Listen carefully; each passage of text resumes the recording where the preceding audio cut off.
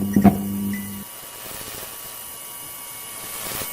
back to the podcast, ladies and gentlemen. I am your host, JVaz, and you're watching the JVaz Show, music and entertainment at its finest. We got a special guest with us today, but before we get you there, make sure you follow us on all the social media pages at the JVaz Show. Check out the website, thejvazshow.com, and make sure you subscribe to our YouTube channel. If you're listening to us on Apple Podcasts, Google Podcasts, Spotify, or iHeartRadio, hit the subscribe button, rate the podcast, share the podcast, and let us know who you would like for us to bring up next. Joining us today, we actually met him a couple weeks ago. He invited us over to a video shoot. We'll be talking about that here in a second. Prophet Puro Gulf Coast. What's up, man? Prophet Puro Gulf Coast. What's good? What's good, world? What's up, JVaz? What's up, man? How you doing? Good? I'm good, bro. You feeling last good? Time I seen you, you were kind of blurry. There was two of you last time. Yeah. Yeah. Yeah. We're talking about this. Y'all. It all started with one shot, and next thing you know. I think you're to blame for that, because I think we when you walked in, we were all chilling, and we just seen the guy walk in, and it was you. It turned out to be you. Yeah. You walked out, and it was like, well, I don't know who that was, but whatever. And then I get a text saying you here, and you walk in. Sure enough, it was you, and we're about to shoot the bar scene. And I think they wanted to pour me water shots, but I think you're the one that said, go ahead and pour that Don Julio. It was either you or your boy. But I think you got the train started there, bro. That's my fault. That's my fault. Yeah, except by the end of the night, everybody was slurring their words, and you told me y'all were leaving, so we left, and y'all boys still were. We were gone already, bro. That's the thing. We left. We've been left, nigga.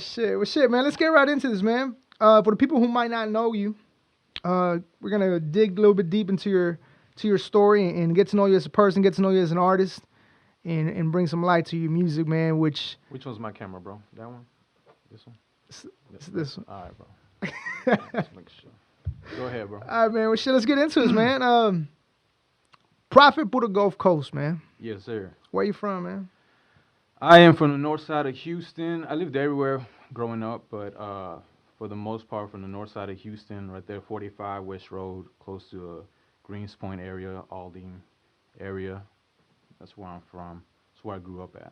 Oh yeah, Mm-hmm. dope, man. So obviously you're from Houston, so you were heavily influenced by Houston artists. To a certain extent, most people say they grew up on Screw and they jammed this, they jammed that, and although I did for a period of my time, it wasn't my upbringing. Like I'ma Come Down, I'ma Swing Wide wasn't the first rap I started listening to.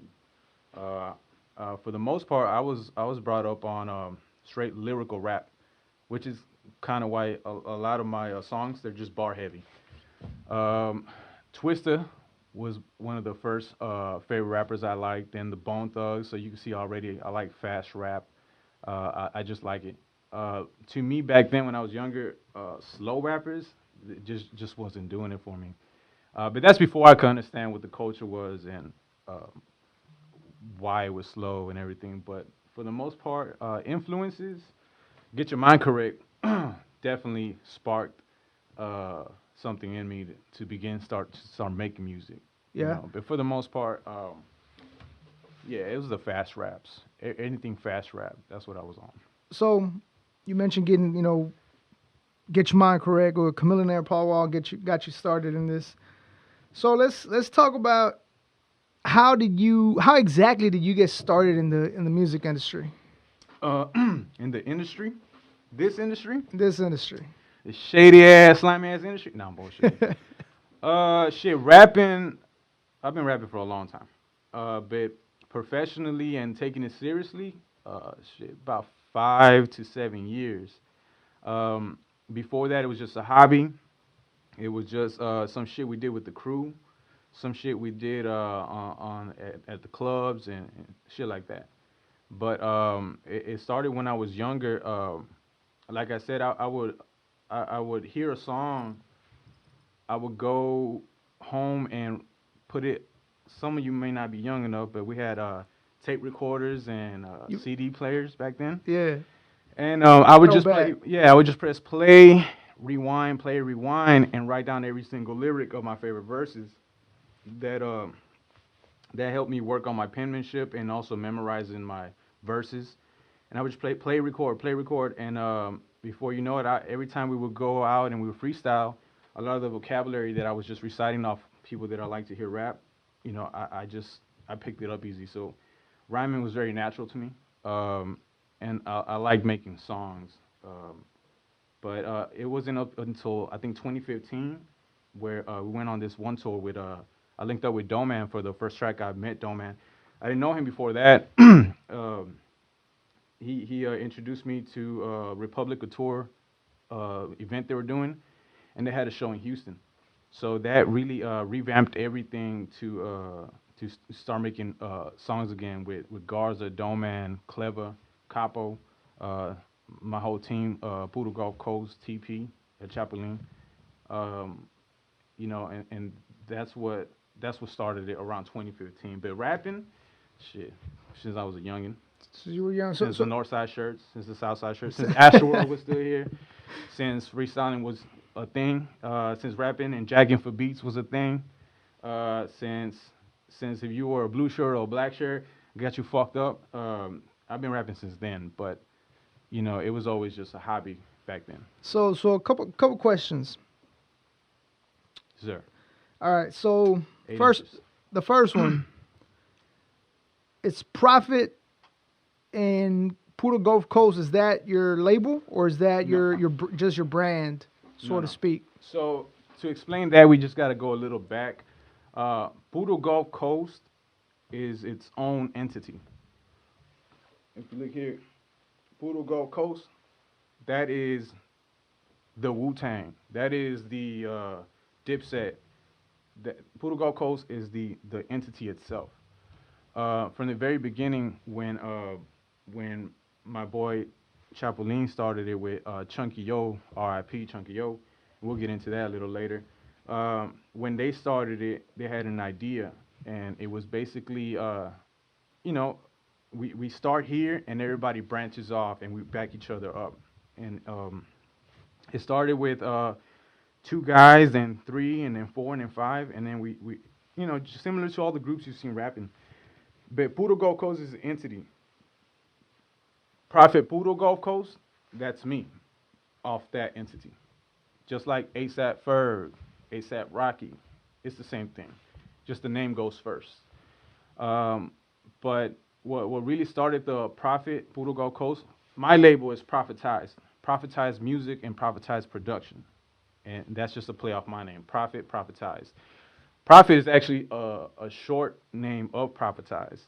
And I just chose that name because, say, fuck it, like nobody has it. I'm going to use Prophetized. But people call me Prophet. That's what it is. But the Puro Gulf Coast in itself, I mean, that just started off being real, being having integrity, not breaking for nothing. It's a team. It's more like a family than it is a label. I don't like the word label a lot of times. Some people will call me and say, "Hey man, you guys, I like that label you guys have." It's not a label. It's a family. There's business in it, but it's not like there's a manager or supervisor, nothing like that. Yeah. It's a family thing. It's more like you fuck with one, you fuck with the other. You may not know who the other ones are, and that's how we like it, But that's what that is. But to explain it, Prophet Puro Gulf Coast is just me repping where we came from, where we really got started from, and where the foundation is from. So how did Puro Gulf Coast come about? Well, for that, I'm sure you'll do an interview with my boy El Chapelin TP. But it started when we started recording. Shit, how long ago we started recording, bro? 2009, 2010. Well, let me bring you back. How can I bring you back? Take it back. Take it back one time. Push your wine a little bit. So, when I first started recording, back when I was young, I'm talking middle school, early freshman, whatever, high school, early. I had a computer, regular ass, basic ass computer. It ain't flat screen. This was back in the day. And we downloaded, remember Kazaa, LimeWire, all that shit. You downloaded music, jacking for beats. Well, I went to Walmart, bought a bullshit ass desk mic. I don't know if y'all had those before. It's just a regular desk mic. And I'm not talking about this right here. I'm talking about bullshit ass, pencil looking ass desk mic that you put on top, and it's actually supposed to be next to the webcam so the bitch you're hollering at could hear you. So I went and bought that. That shit was like $20. and we had all these beats, and we would record on a free recording software called Audacity. And shout out Audacity, we still have that shit to today. You know what I'm saying? Just cause. But so it would be on the weekends when I met TP. We would record like Friday or Saturday, just real quick too. So when we would come with our lyrics ready to go, and we would record a couple songs, not even mix them, just record next, and then we would dub them like 10 times. You know, back then we used to dub them like 10 times. You do your main vocal and you do like 30 dubs and 30 ad-libs, you know. That was just the way, kind of like Zero's old music, like I Found Me music. That's how we used to do it, early Trey, early Zero methods. And so our music, we would just turn it up on the weekend after we record. We would go out and about and turn it up. You know, it was more like a pride thing. Like, damn, look what we did. Hear our music, jam it out. It wasn't about getting rich. It wasn't about getting signed.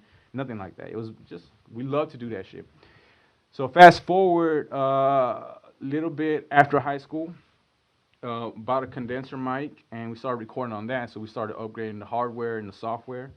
And then we really fast forward 2009, 2010, or something like that. I think it's early 2009.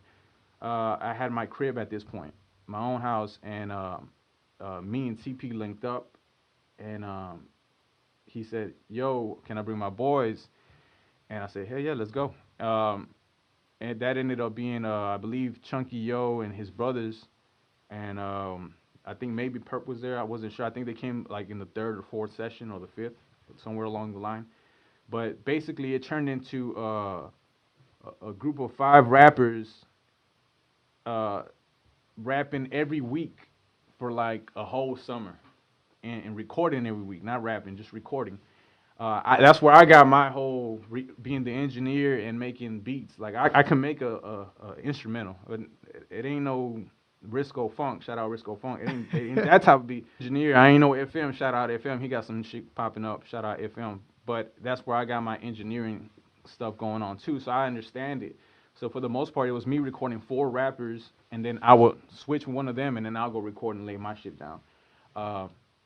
After like about 13 tracks, we were like, yo, we need to let people hear this shit, you know? And this was like internet time, but it wasn't like what it is now. The internet back in 2010, 2009 is not what it is now. Neither is YouTube, Instagram, none of that shit. So the only way you can go promote is shows. So we knew this shit that was going on pretty much every weekend called La Zona. I'm sure everybody talks about that, guys. That was like the hub, right? Shout out to Princess and her mom, man. Yeah, for sure. Name drop it. Anyways, we're gonna bleep. Anyways, that was the underground spot. You feel me? That was like the, in 8 Mile where the motherfucking Eminem's throwing up because he's about to go up. That was our little corner of that. So when we went to perform, when we were getting ready to go perform the first time, we already knew we had the name, but we just didn't have the right name. There was a bunch of names. We didn't just start off with Puro Gulf Coast. But we landed on that one with TP and Chunky Yo. They brought it to us during our meetings, so we would meet. It wasn't just rap and go home. All right, cool. It was rap. We would meet. Hey, yo, we got this show coming up. We need to get matching shirts. Matter of fact, if you go back far enough, I'm sure you'll find our first uniform shirts with Puro Gulf Coast. It was a fucking boat, fucking lancha, nigga, and the wave, nigga. And we said, fuck it, everybody just get it, whatever. Like somebody agreed on that, and that's what it was. But like we knew we had to move as a unit.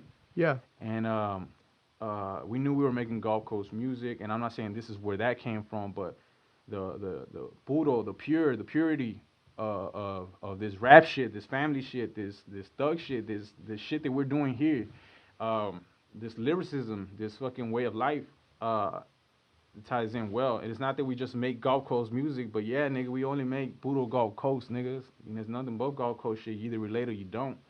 And don't get it twisted. We're lyricists. We rap. We put 35 bars in the first fucking verse. You know, it's not playing around. And that was the mentality. So every show we would just progress and get tighter and tighter, and we would roll thicker and thicker every show. Like I think the first one we just rolled maybe 5 deep, 6 deep, and then it was a point where we just invited everybody, all the Chunky's crew, my crew, TP, everybody, and it became a thing for a good summer. I don't know how long that shit was. Like after every show, I got fucked up. So can't remember the exact dates. Nah, dude, and that's how I got to network. It was kind of like a networking because afterwards, after like the first 2-3 shows, cool. But TP, he was always the mastermind. He was like, okay, we need to do this now. Like, we not only got to go perform, we got to capitalize on that networking event. So he saw it more like networking. So I said, for sure. And then we went, and that's how I met Capo. That's really how I met Capo the first time. Yeah, when he was with the fam. Them niggas rolled thick too, so they had a similar mentality. And that's when I met him. Me and Capo would just, not even on music shit, me and Capo would just say, what's up, and talk about whatever we had out at the time. And then, so we had that bond, like, since then. Then I met Garza at, like, I think Garza, I only saw him, like, 3 times there. I know he performed a lot there, but met him physically and talked to him, like, maybe 3 times. And that's how I met him. Otherwise, I wouldn't have met him. Because I don't like approaching somebody and never meeting them and asking for a verse or anything like that. Yeah. Because then you get the fuckboy price. And I don't want that shit. So we, we build relationships like that. So we use it as networking. From there, we just kept doing it. And then once the Zona stopped doing that, I mean, we performed in Corpus, San Antonio. Where's we fucking went? Corpus, San Antonio. We did the Houston shit, Toke Bar, all over clubs around here. It was a good time, but it wasn't generating the money that could feed 5 motherfuckers. You know what I mean? So, that's what that was. But that's where we got really started. That's where we formed a group and a unit. And there's a lot of videos from back in the day, from all that. Oh, and Pyrex too. Shout out Pyrex, Kodak White, man. What's going on, bro? Holla at me right now, bro.